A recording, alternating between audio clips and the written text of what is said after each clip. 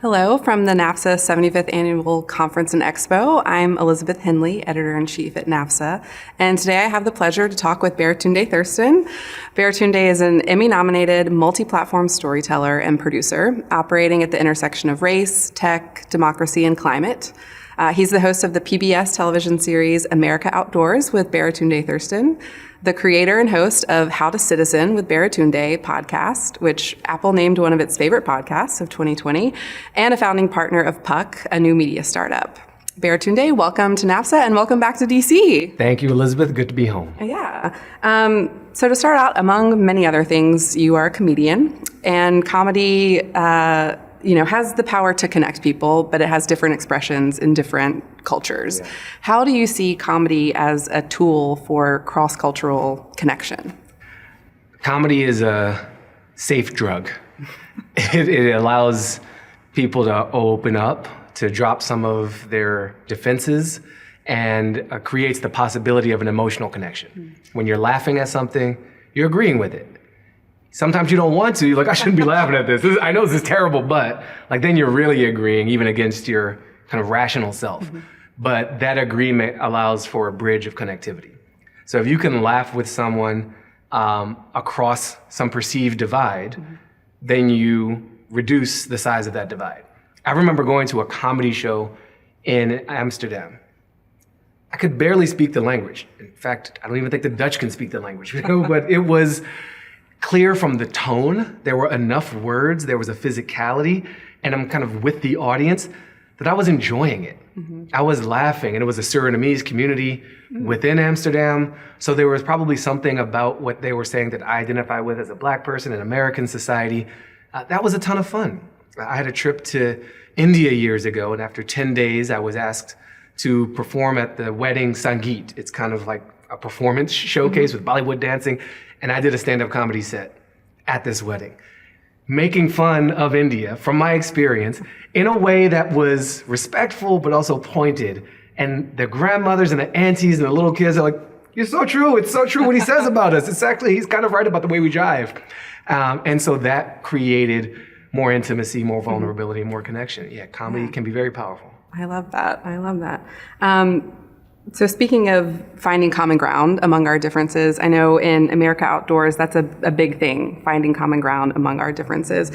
What are some of the commonalities that you found among all of the people and places that you've met, places you've gone to?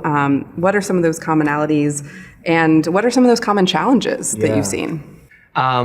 Most people love where they are.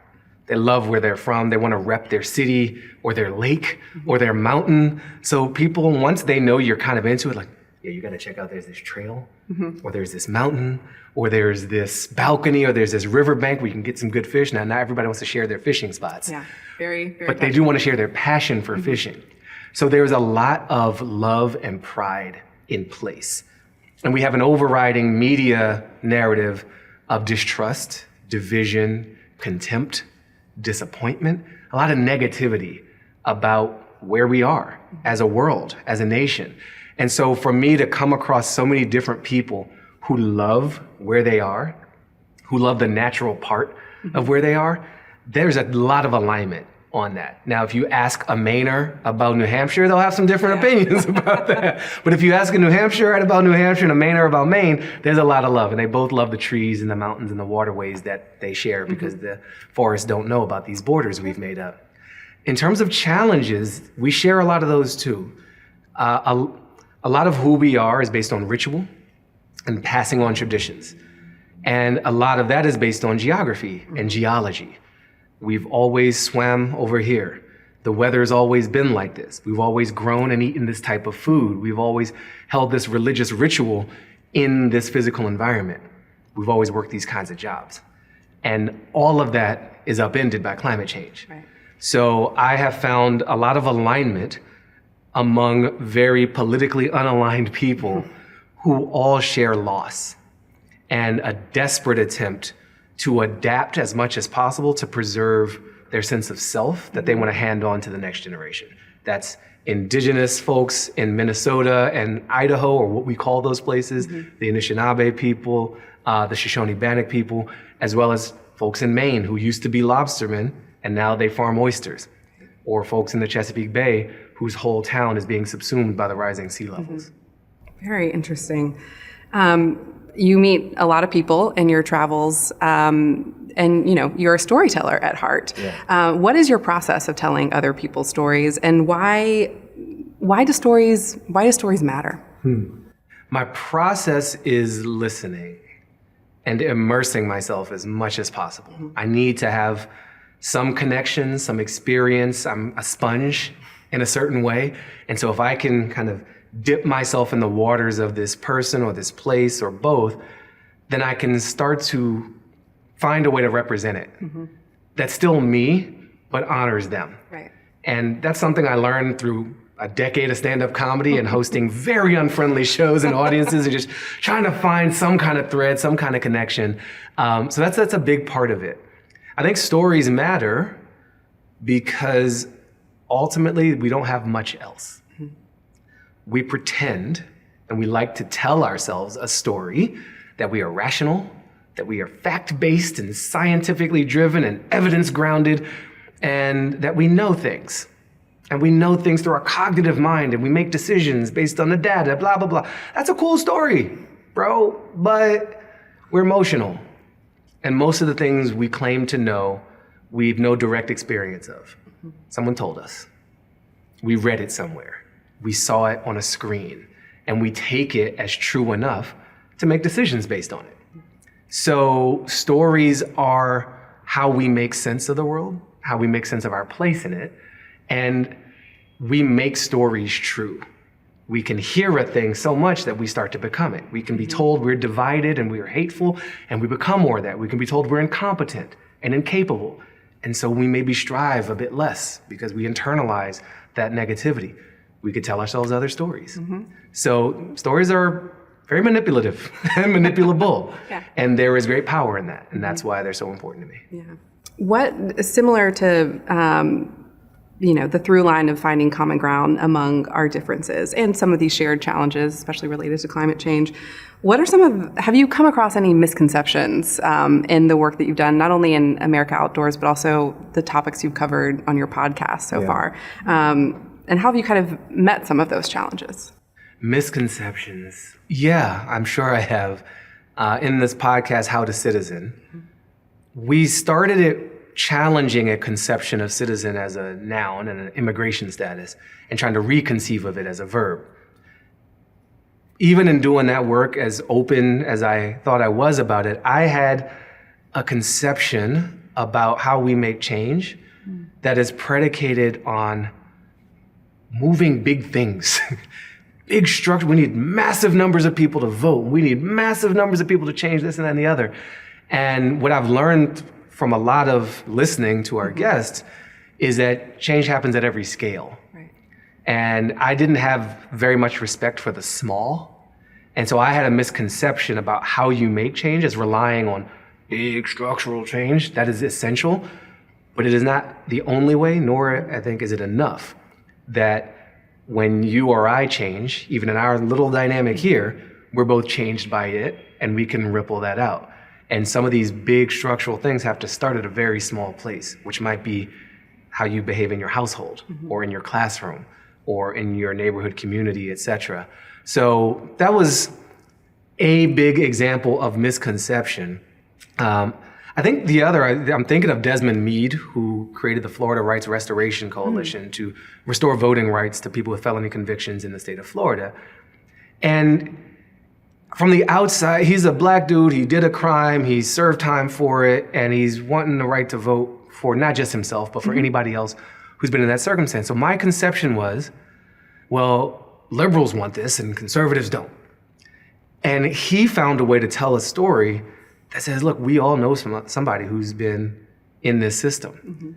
People got cousins and grandparents who can't vote because of this. So what he shared was like, as I'm knocking on doors, I ask people, don't think about me. Think about the person you know.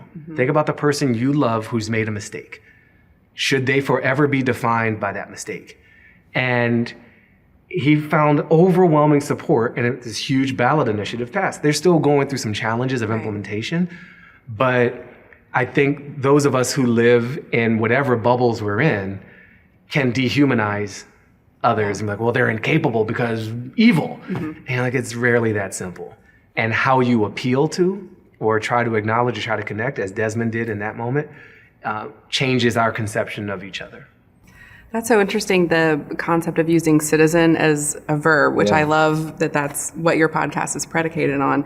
Can you tell us a little bit, I mean, you just gave a great example, but elaborate a little bit on how you see that word as an action. And I think specifically, how can some of these experiences that we want our students to have, whether it's international students, in the United States or in other countries, or American students having experiences abroad, how can we encourage our students to citizen in the world? Yeah, you can start using that language.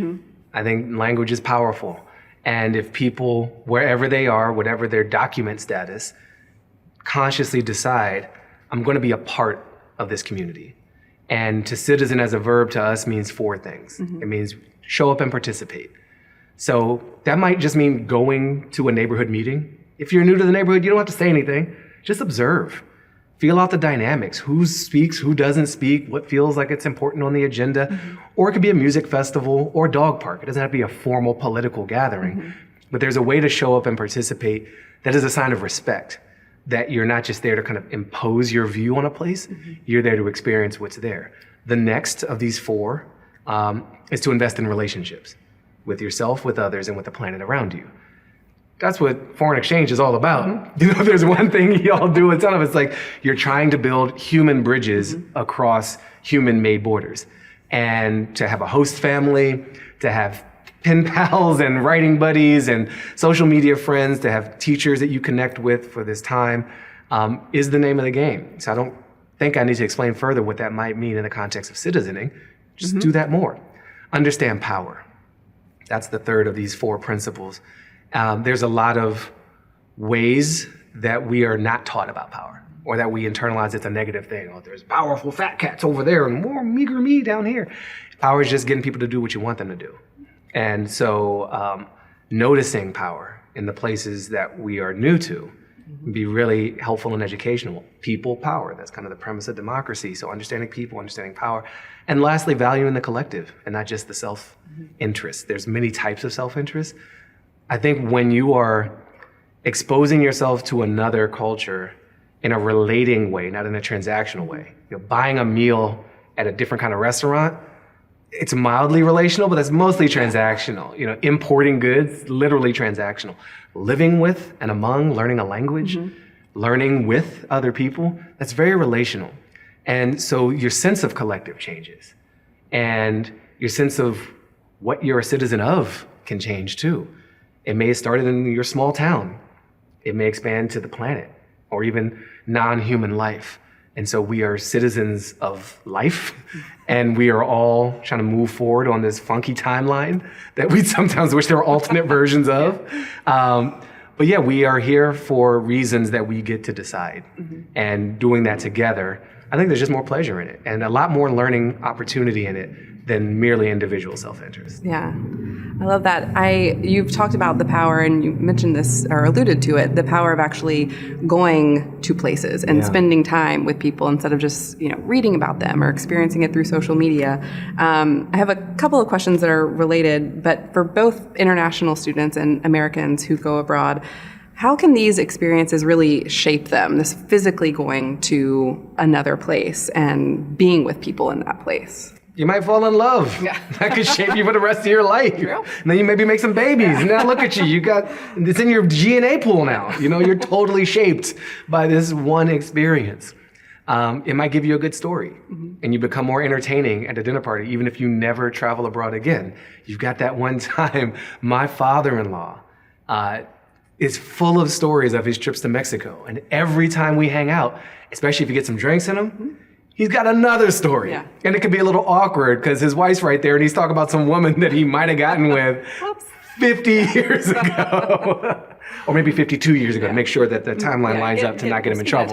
Yeah. So you will, I don't think you have to go into the experience asking, how will I be shaped by this experience? Then you're in your head about it as opposed to in your body in it and in your heart in it, and just experience it. Try, if there's anything, try to use all of your senses and your skills and your interest in that new context. I mentioned you going to a comedy show in a nation whose language I do not speak, but I love comedy, so I was kind of curious how they do it. And it was so much fun just to witness this thing that I'm intimately familiar with in English play out in a different language. So then I'm focused more on the physicality and the facial expressions, and I'm just listening and feeling the crowd. And what kind of drinks do they serve in the bars over here, And that shapes my attention to and understanding of my own art form. Even though I can't. Pick up any pointers? Faces are important. And there's a lot of commonality. Even when you don't understand the words, you can still understand a person. Because we have more than words to tell stories. And we have emotion and mood and pheromones, and there's so much more going on. So trying to activate all of our senses and bring our full sense of self to a new place will end up being shaped by it. Yeah. But don't go seeking shaping. Hello, I am here to be shaped for my new future, infused with otherness now. Thank you so much. I'll take a little bit of this and a little bit of that. desired outcome. Yeah, and why did I give it a British accent? Because they have a colonial imperial past. I don't know, but there it is. No argument with that. I'm also curious, because I know a lot of your work is around climate change, sustainability. How can we kind of reconcile the value of these experiences of going to the place, being with the people, with the environment, the environmental impact that inherently involves? Yeah. Are we flight shaming? Is that what we're doing now? No, we're not flight shaming. We're not in the business of flight shaming, but it's, it is a question that a lot of people who work in this field really are grappling with. I think we're so dedicated to, to exchange and making the world a better place in many different ways. And that's obviously, such a biggie, I think a lot of people are really grappling with, how do we still have these experiences and also be cognizant and be good citizens of life, like you said. I had a discordant experience in Brazil a long time ago. I went there for a bachelor party, as a lot of people do, a lot of men Sounds do. low-key. Super chill. We were there for jazz, obviously. I also went on a favela tour. And they're just worlds apart. But I was like, if I'm going to be in Rio, I don't know if I'm ever going to get back here. And I've heard about these places. Let me go see. And it was led by people from the favela, and it was like a whole day experience. And we visited a neighborhood council meeting where they try to provide services that the government won't. And we learned about how police are actually some of the biggest gangsters in the favela in terms of they stick up businesses and they rob robbers. And this was 20 years ago. So I'm sure there's been some change. But when we go to places that show up and participate piece, we can citizen there. In the age of climate change, it's helpful to understand what they're struggling with. What ecosystems are they risking losing? What way of life is threatened, so that we can be a part of helping them preserve or adapt to the face of that.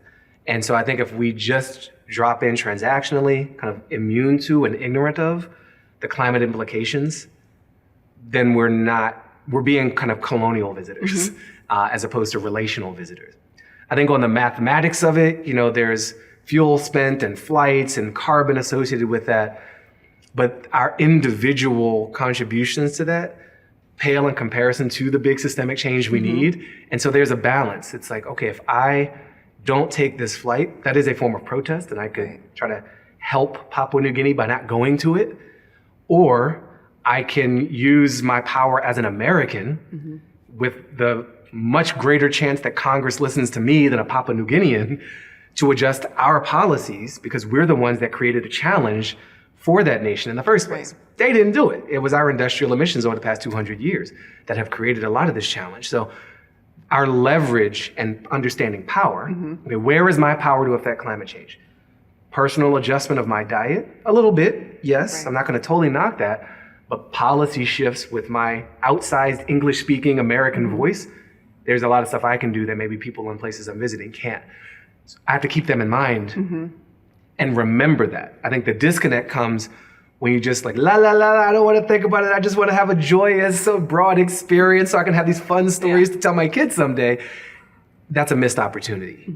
And so bring your full self to the place, but also bring some of the place back with you as we think about, there's going to be a lot of challenges in our future. They're already here. And there will be a lot of scapegoating of people who will need to leave their place or seek livelihood, housing, employment. And if you've had an experience with those people, you're not going to be a part of that mob. Right. You're going to be a part of a different coalition of folks saying, we're all human beings trying to make it on this one spaceship called Earth. Let's figure it out. I know some of these people. I speak some of that language. And you can become an ally to folks who might be suffering, or vice versa, because the suffering will be global, as will the opportunities to alleviate it.